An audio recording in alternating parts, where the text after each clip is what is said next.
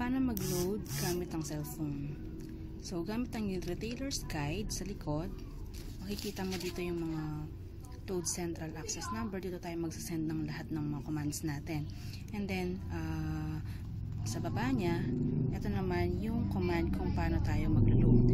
So, susundin mo lang to. Ito-type mo lang yung product code, space yung 6-digit password mo, space yung mobile number ng buyer mo, and then send to load central access number.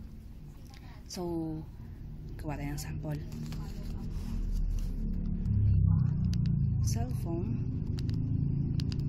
So, write messages. I-type lang natin yung product code.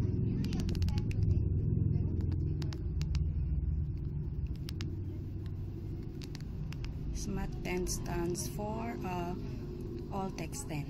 Ayan. Then space yung password.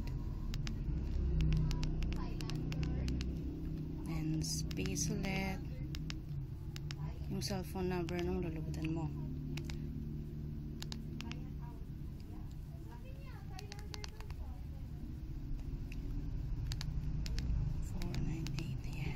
And then send to load central access number.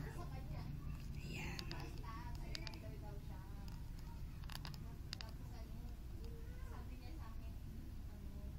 Ayan, send and save na. So, antayin na lang natin yung confirmation para malaman natin if na-load or kung ano mang error ang nagkaroon tayo.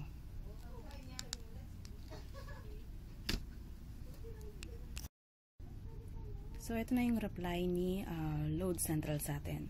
So, you sold SMAT10 to yung number na niloadan ko kanina. Ayan, reference number.